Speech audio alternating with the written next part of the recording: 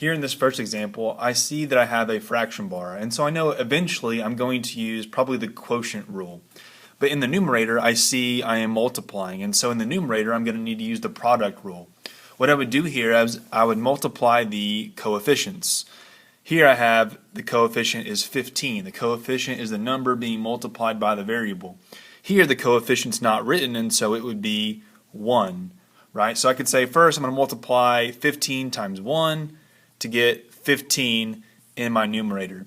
Next, I'll multiply the bases that have x to the 5th and x to the 8th.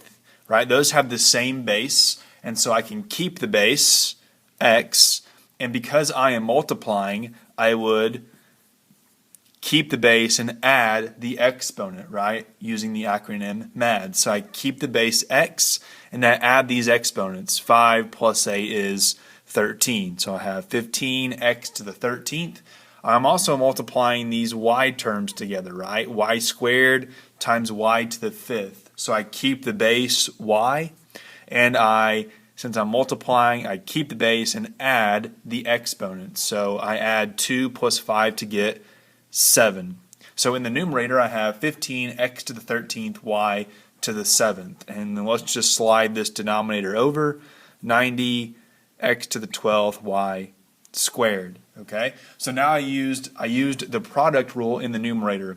Now, because I am dividing here, let's use the quotient rule because I'm dividing powers with the same base. Now, first, let's simplify this fraction, 15 over 90. Right? 15 over 90. Simplify the coefficients. So what is a number that 15 and 90 are both divisible by? Well, 15 ends in a 5 and 90 ends in a 0. So I know that those numbers are both divisible by 5. So let's take 15 and divide by 5. That would give me 3. And let's take 90 divided by 5, and that would give me what, 18. Okay? Is 3 18ths in simplest form? No, it's not, right? Because 3 and 18 are both divisible by 3. So I could say 3 divided by 3, that would be 1, and 18 divided by 3 is 6. So in fact, at this point, we could say that their greatest common factor would be 15, right? 15 divided by 15 is 1, and 90 divided by 15 is 6. Okay, so we simplified the coefficients. Now, let's use the quotient rule for my powers that have a base of x. So x over 13 divided by x to the 12th, or x to the 13th divided by x to the 12th. So I'm using the quotient rule. Let's keep the base x, which will be in the numerator. The x goes in the numerator. X to the, because I am dividing, if I was multiplying, I would keep the base and add the exponents, but I am dividing, so I'm going to keep the base x and subtract the exponents. 13 minus 12 is 1, so I have x to the first power. Let's also use the quotient rule for the powers that have a base of y. So y to the 7th divided by y squared. I'm going to keep that base of y and subtract the exponents. 7 minus 2 is 5.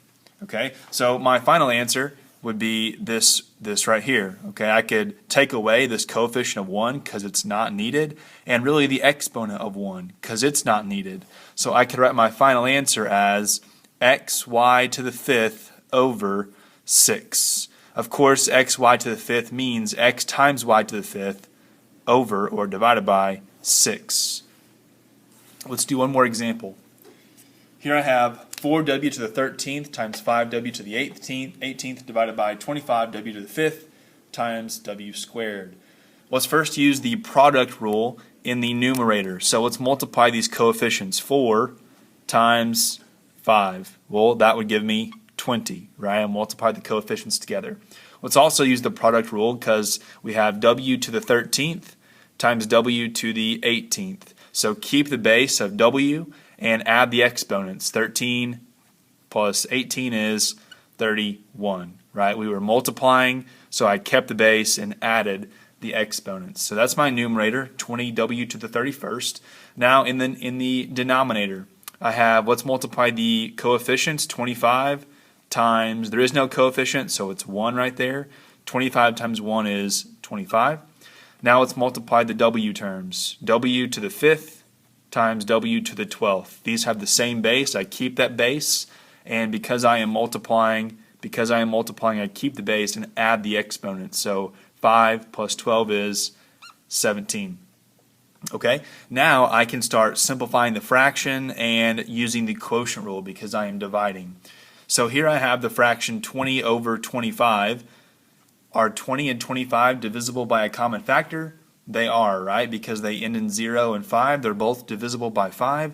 So 20 divided by 5 would be 4, and 25 divided by 5 would be 5. So 20 over 25 in simplest form would be 4/5. Okay? Now let's divide these powers at the same base of w.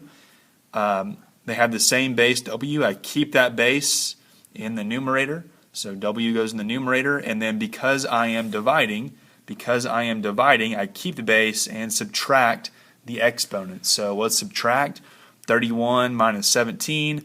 That would give me 14. Okay, so this would be my answer right here. 4w to the 14th over 5.